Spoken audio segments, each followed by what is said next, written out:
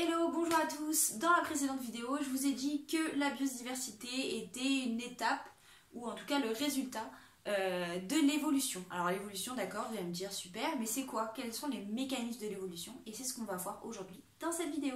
Allez, c'est parti!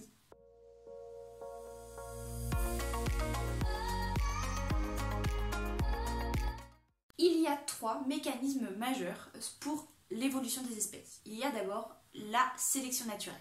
Normalement, vous le savez, vous l'avez vu, dans une population d'individus de la même espèce, tous ces individus vont être génétiquement un petit peu différents. En effet, par exemple, dans l'espèce humaine, certains ont les cheveux bruns, d'autres sont blonds, ont les yeux bleus, etc. Donc ils sont génétiquement différents et donc présentent un phénotype, c'est-à-dire des caractéristiques physiques différentes. Les individus de cette population d'une espèce, peu importe laquelle, vont être plus ou moins avantagés par le milieu dans lequel ils vivent.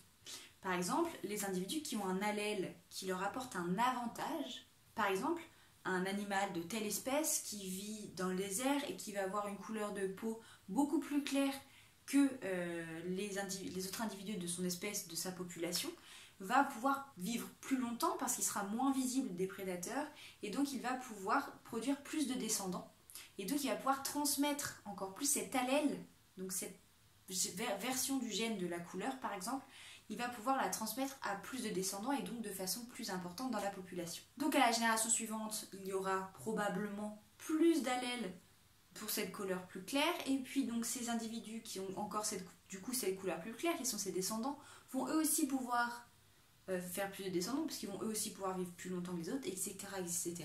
Donc cette sélection naturelle, qui est le premier mécanisme de l'évolution, permet de favoriser les phénotypes les plus adaptés à leur environnement. Et donc elle favorise les allèles qui sont responsables de cet avantage. Donc j'ai pris l'exemple de l'individu qui vit dans un milieu donné et qui va donc se protéger des prédateurs parce que la sélection naturelle elle résulte de deux pressions, celle de son environnement et celle des interactions avec les autres organismes autour de lui. Voilà pour ce qui est de la sélection naturelle. J'espère que vous avez bien compris tout ça. Le deuxième mécanisme, c'est la dérive génétique. La dérive génétique, en fait, c'est le hasard. Par hasard, lors de la reproduction, l'individu va transmettre tel ou tel allèle à ses descendants. C'est le hasard. La définition de la dérive génétique, c'est la modification aléatoire de la fréquence allique, donc la fréquence des allèles, dans une population au cours des générations. Cette dérive génétique, elle peut toucher tous les types de populations, mais elle va être plus importante, plus représentée et avoir plus d'impact dans les populations de petits effectifs. Donc voilà, ça c'était le deuxième mécanisme de l'évolution. On a la sélection naturelle, donc ça veut dire les pressions du milieu et des autres individus, puis la dérive génétique, c'est-à-dire le hasard. Et en troisième lieu, on a la spéciation. La spéciation, c'est la formation de nouvelles espèces. En effet, certaines populations peuvent être séparées, divisées en deux. Par exemple, on va prendre une population de 100 individus, elle va être séparée en deux. Il y en a 5, par exemple, par une rivière, d'accord ? 50 vont rester d'un côté de la rivière, 50 de l'autre côté de la rivière. Et en fait, de chaque côté de cette rivière, il y aura des pressions de l'environnement qui vont être un petit peu différentes. Chacune de ces deux sous-populations vont subir des pressions de sélection naturelle et de dérive génétique qui vont être différentes.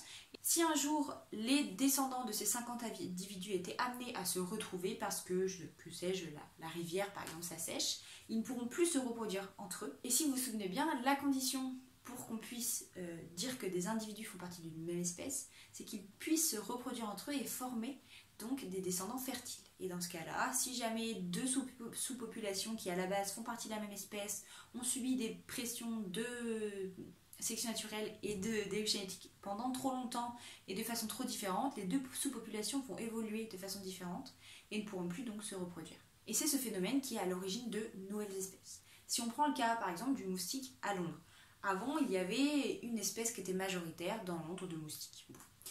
Sauf que quand on a commencé à construire le métro, il y a des moustiques, ceux qui étaient un petit peu frileux, qui étaient moins avantagés par d'un allèle par exemple qui faisait qu'ils avaient plus facilement froid, qui se protégeaient moins facilement du froid, et ben ils sont allés se réfugier dans le métro où il faisait chaud, où il y avait toujours de l'eau, c'était toujours humide et il y avait toujours de la nourriture à profusion. Et donc cette sous-population de moustiques, qui fait pourtant partie à la base de la même espèce que celle qui était en surface, va évoluer totalement différemment de la sous-population qu'on trouvait, qui vivait toujours à la surface, donc dans les rues de Londres. Et donc ces deux sous-populations-là sont en fait devenues deux espèces différentes, complètement incapables de se reproduire entre elles.